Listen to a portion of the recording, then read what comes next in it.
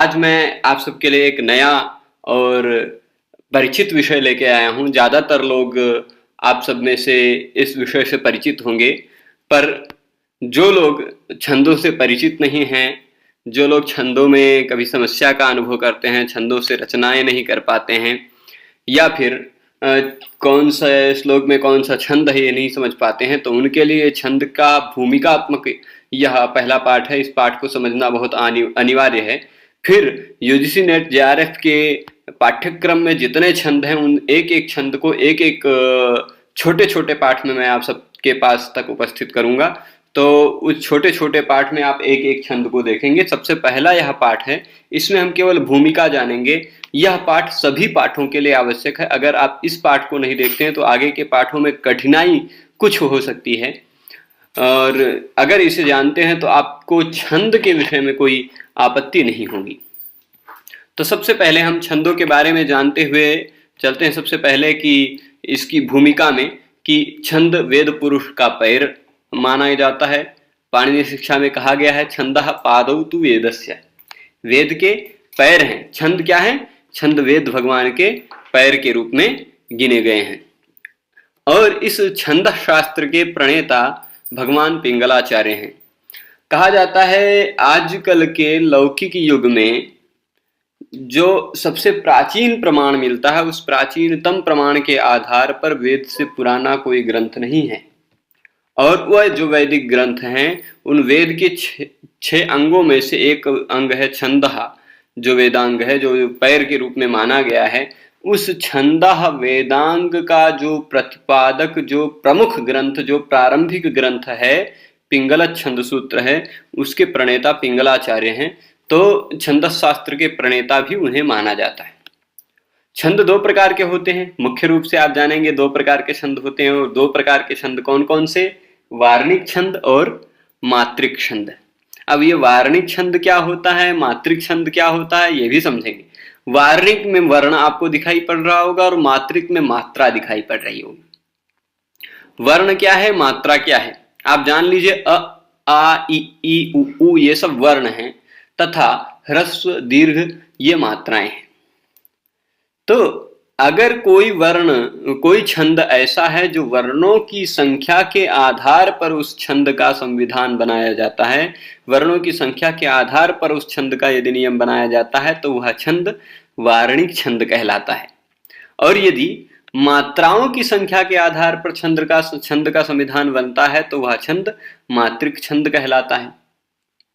स्पष्टता के लिए और विस्तार से बता देता हूं कि जैसे यहां मैंने बताया ही है कि जिन छंदों की गणना वर्णों के आधार पर होती है वह वार्णिक छंद कहलाते हैं। वर्णों के आधार पर गणना होगी तो वार्णिक छंद कहलाएंगे। जैसे मैंने उदाहरण दिया, अनुष्टुभ, इंद्र वज्रा, उपेंद्र वज्रा, उपजाति, फिर शार्दुल, विकृत इत्यादि जितने छंद हमारे पाठ्यक्रम में, यूजीसी के पाठ्यक्रम में, उनमें एक आर्या को छोड़कर सभी छंद वार्णिक छंद हैं। वार्णिक छंद इसलिए है क्योंकि उसमें वर्ण निश्चित होता है। जैसे अनुष्टुभ ही बता देता हूं, अनुष्टुभ में 32 वर्ण निश्चित होते हैं, 4 पाद निश्चित होते हैं, चारों पादों में 8 वर्ण होने चाहिए, ऐसा निश्चित है। मात्रा निश्चित नहीं है। आप किसी को भी गुरु, किसी को भी लघु कह सकते हैं, ऐसा नहीं। वर्णों के आधार पर इसकी गणना होती है, इसलिए इसको वार्णिक छंद कहा जाता है। इंद्र वज्रा में चारों पादों में मिलाकर 44 वर्ण हो जाएंगे, वर्ण की गणना है। प्रत्येक पाद में 11 वर्ण होने चाहिए, वर्ण की गणना है। तो इसलिए ये वर्ण की गणना के आधार पर होने के कारण ये सब वार्णिक छंद कहलाते हैं। और जिन छंदों की गणना मात्रा यानी ह्रस्व दीर्घ के आधार पर होती है। ह्रस्व यानी होता है लघु और दीर्घ यानी होता है गुरु। लघु गुरु के आधार पर होता है, यानी अगर ह्रस्व है, लघु है तो एक मात्रा गिनेंगे, दीर्घ है यानी गुरु है तो द्विमात्रा गिनेंगे। तो ऐसे मात्राओं को गिन गिन कर उसके आधार पर जो छंद होते हैं वह मात्रिक छंद कहे जाते हैं। हिंदी में चौपाई, सोरठा, दोहा इत्यादि ये सब मात्रिक छंद है, मात्राओं के आधार पर चलते हैं, वर्ण की संख्या निश्चित नहीं होती। ऐसे ही संस्कृत में भी छंद है आर्या छंद, जो कि मात्रिक छंद कहा जाता है। यही अपने पाठ्यक्रम में समाविष्ट है, इसलिए मैंने इसी को बताया। मात्रिक छंद क्या होता है मैंने बता दिया कि उसमें मात्राओं के आधार पर गणना होती है। मात्रा अगर ह्रस्व है तो एक मात्रा गिना जाएगा, दीर्घ है तो 2 मात्रा गिनी जाएगी, यानी ह्रस्व को लघु, दीर्घ को गुरु बोलकर एक दो मात्राएं इस तरह से गिनेंगे और वहां पादों में निश्चित होता है। जैसे आर्या में ही पहले पाद में 12, तीसरे में 12, दूसरे में 18, ऐसे मात्राओं की संख्या निश्चित होती है कि इसमें इतनी मात्राएं होनी चाहिए। तो उसको हम आर्या छंद के पाठ में विस्तार से समझेंगे। पर अभी जो वार्णिक छंद आया है, वार्णिक छंद के भी 3 प्रकार होते हैं। ये एक पहले दो छंद के 2 प्रकार मैंने बताया, मात्रिक और वार्णिक। अब मात्रिक छंद केवल आर्या है एक अपने पाठ्यक्रम में, इसलिए केवल आर्या को जाने, उसको भी मन में रखें और फिर छोड़ दें। पर वार्णिक छंद सभी हैं और उन वार्णिक छंदों में भी वार्णिक छंद 3 प्रकार के होते हैं। कुछ समवृत्त होते हैं। समवृत्त मतलब जिन छंद के वृत्तों में, मतलब जिन छंद में चारों चरणों में, चारों पादों में एक ही नियम चलता, यानी चारों पादों में समान संख्या में वर्ण हो, वे सभी छंद समवृत्त कहलाते। मतलब चारों पादों में समान समान वर्ण रहेंगे। अनुष्टुप ले लीजिए, चारों पादों में 8-8 वर्ण। इंद्र वज्रा में सभी पादों में 11-11 वर्ण। ऐसे कोई भी छंद ले लेंगे जिनमें चारों पादों में संख्या समान है, वे समवृत्त कहे जाएंगे। तथा जिनके प्रथम पाद के समान तृतीय पाद तथा द्वितीय पाद के समान चतुर्थ पाद हो, ऐसे छंद अर्ध समवृत्त कहलाते हैं। यानी 2 पाद एक जैसा, 2 पाद एक जैसा। जैसे यहाँ वियोगिनी इत्यादि कहा है, पर एक पुष्पिताग्रा भी अभी याद आता है। पुष्पिताग्रा भी छंद है। अयुजि नयुग्रे फतोगकारो युज चनगो जरगाश्च पुष्पिताग्रा, ऐसा कहा गया है। मतलब पहले और तीसरे चरण का अलग संविधान है और फिर उसके बाद दूसरे और चौथे चरण का अलग संविधान है। तो वह छंद जो आधा समान होता है और जिनके सभी चरणों के वर्ण असमान हो, मतलब पहले पाद में इतने वर्ण, दूसरे पाद में इतने वर्ण, तीसरे वर्ण में ऐसे वर्ण, इतने वर्ण, चौथे पाद में इतने वर्ण, ऐसे चारों पादों में अलग अलग वर्णों की संख्या का निश्चय हो, ऐसे छंद विषम वृत्त कहे जाते हैं। तो समवृत्त, अर्ध समवृत्त और विषम वृत्त हैं। अपने पाठ्यक्रम में विषम वृत्त और अर्ध समवृत्त में से कोई वृत्त समाविष्ट नहीं है। ज्यादातर जो पाठ्यक्रम में वृत्त हैं वो सभी समवृत्त हैं, इसलिए हम उनको विस्तार से पढ़ेंगे। पर अब ये तो हो गई वार्णिक छंद की बात। मात्रिक छंद में भी हमें लघु गुरु का विचार करना पड़ता है। वो लघु गुरु विचार क्या है? तो लघु कौन सा होता है, गुरु कौन सा होता है, ये बहुत ही महत्वपूर्ण जानकारी है। इस श्लोक को यदि आप समझ के रखते हैं तो आप छंद में कभी स्खलन नहीं करेंगे, छंद में कभी फिसलेंगे नहीं। देख लीजिए, सानुस्वारो विसर्गान्तो दीर्घो युक्त परश्च यः वापादान्ते गुरुर्ज्ञेयो ज्ञेयोऽन्यो मात्रिको लघुः। ये कहने का तात्पर्य है जो सानुस्वार हो, यानी जिसमें अनुस्वार लगा हो, अनुस्वार से युक्त। यहाँ एकदम सरल शब्दों में मैंने शॉर्ट में अर्थ लिखा है। सानुस्वारो मतलब अनुस्वार से युक्त, यानी अम, कम, खम, ये सब जो है ये गुरु माने जाते हैं। जितने भी अभी बताए जा रहे हैं वो सब गुरु माना जाता है इन सबको। विसर्गान्तो यानी जिसके अंत में विसर्ग लगा हो, जैसे अह, कह, खह इत्यादि, ये विसर्ग लगे हैं तो ये अ गुरु माना जाएगा, भले ही ह्रस्व वाला लगा हुआ है, ह्रस्व अ है, ये भी गुरु माना जाएगा। क में ह्रस्व अ की मात्रा है, फिर भी ये गुरु माना जाएगा। क्यों? क्योंकि विसर्गांत है। तो जो अनुस्वारांत हो या विसर्गांत हो या जो दीर्घ हो, दीर्घ यानी आ, ई, उ, का, की इत्यादि, ये सब जो कुछ है ये सब दीर्घ हैं, तो ये सब भी क्या कहे जाएंगे? गुरु माने जाएंगे। तथा जिनके पर में संयोग हो वे गुरु माने जाते हैं। अभी देख लीजिए, पर में यानी तुरंत बाद में जिस वर्ण के, चाहे वह ह्रस्व हो, जो ह्रस्व ही वर्ण क्यों ना हो, यदि उसके तुरंत बाद में संयोग यानी 2 व्यंजन वर्ण आते हैं, तो जिसके बाद में 2 या 2 से ज्यादा व्यंजन वर्ण एक साथ आ जाते हैं, संयुक्त रूप में आ जाते हैं, वह भी गुरु माना जाता है। जैसे कृष्ण में री, यह ह्रस्व ही है, तो ह्रस्व होने के कारण यह लघु होना चाहिए था, ह्रस्वम लघु, किंतु संयोगे च के नियम के आधार पर संयोग लगा है, इसलिए तुरंत बाद में संयोग है, इसलिए यह गुरु माना जाएगा। तो यह भी गुरु है।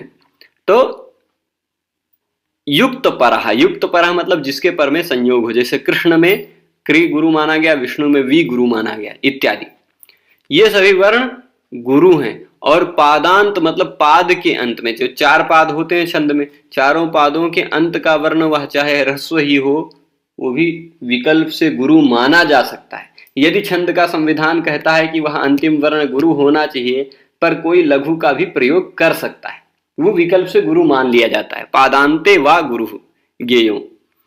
और अन्य मात्रिका लघु ज्ञेय, और उससे अन्य जो एक मात्रा वाला है वो लघु माना जाता है।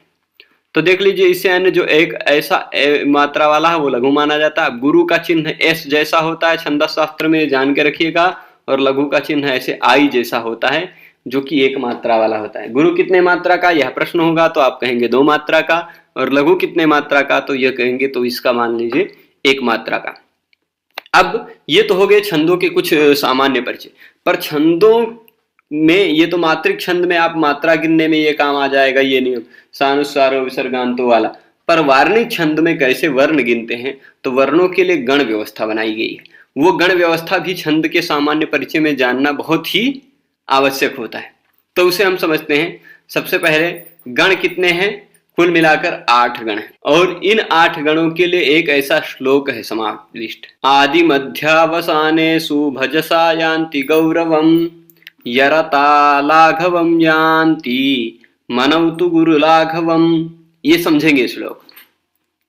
आदि मतलब शुरुआत में, मध्य यानी बीच में, और अवसान यानी अंत में 3 वर्ण होते हैं। हर एक गण, जो 8 गण है, 8 गणों में 3-3 वर्ण होते हैं, यानी 3-3 स्वरों का एक गण होता है, और ऐसे 8 गण बन पाएंगे।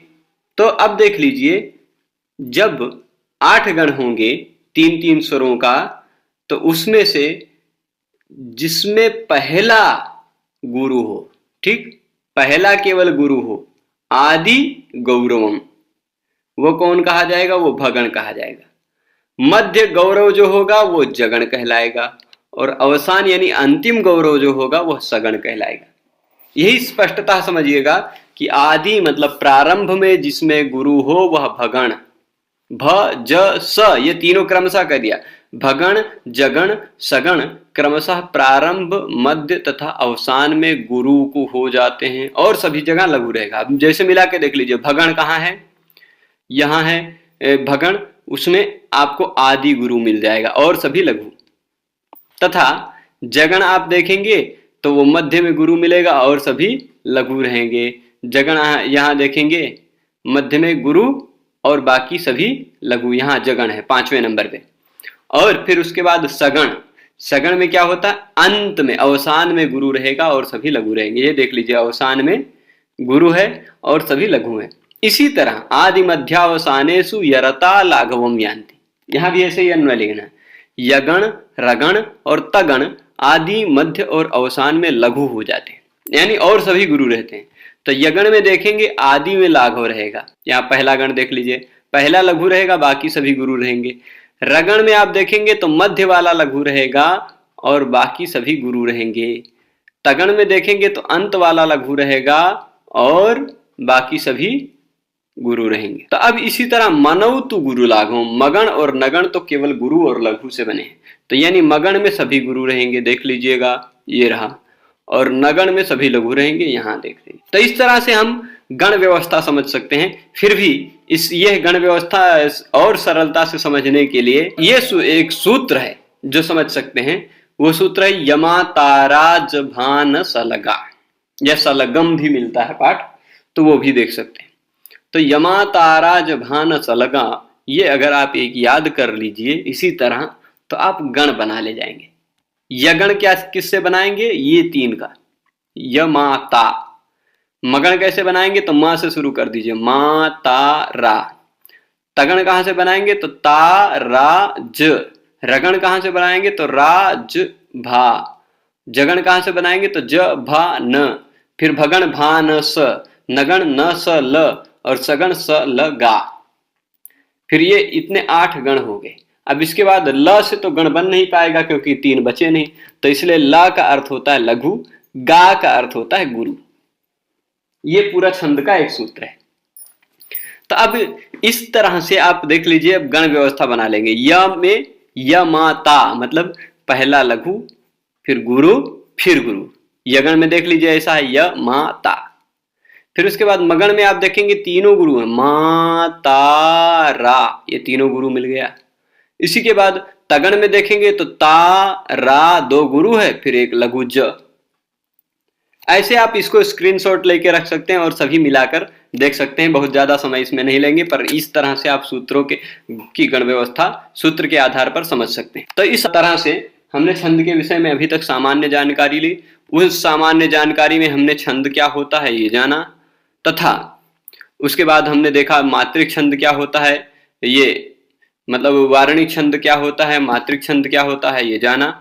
और उसके बाद फिर वार्णिक छंद के 3 प्रकार जाने और उसमें लघु विचार, लघु गुरु विचार तथा गण व्यवस्था के बारे में जाना। अब इसके बाद जो अपने पाठ्यक्रम में समाविष्ट छंद हैं उन एक एक छंदों को एक एक पाठ में लेकर मैं आप सब तक उपस्थित होऊंगा। आज के इस पाठ में इतना ही। पूरा पाठ देखने के लिए धन्यवाद। नमस्कार।